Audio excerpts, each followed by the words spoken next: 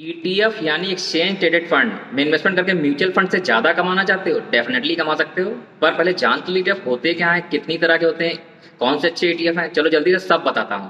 What is ETF?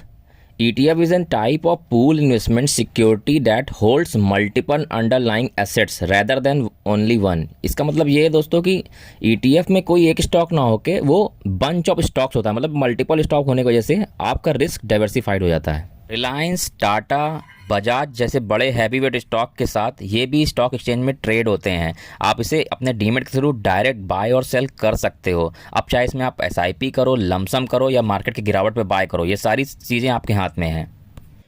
ETF कई तरह के होते हैं, स्टॉक का ईटीएफ, बॉन्ड का ईटीएफ, गोल्ड का ईटीएफ, कमोडिटी के ईटीएफ, रियल एस्टेट के ईटीएफ, यहाँ तक कि फॉरेन स्टॉक के भी ईटीएफ होते हैं।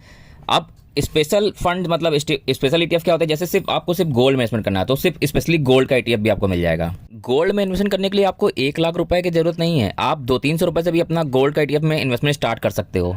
एग्जाम्पल के लिए मान लेते हैं आप निफ्टी इंडेक्स में इन्वेस्टमेंट करना चाहते हो, तो आप क्या कर सकते हो, निफ्टी 20 में इन्वेस्टमेंट कर सकते हो। निफ्टी 20 के ईटीएफ लेने में आपको क्या होगा, जितना भी निफ्टी मूव करेगा, शॉर्ट टर्म में हो सकता है निफ्टी ऊपर नीचे हो, लेकिन लॉन्ग टर्म में निफ्टी ऊपर जाने वाला, ये आप भी जानते हो। तो आप निफ्टी में इन्वेस्टमेंट करने के लिए निफ्टी ईटीएफ में इन्वेस्टमेंट कर सकते हो।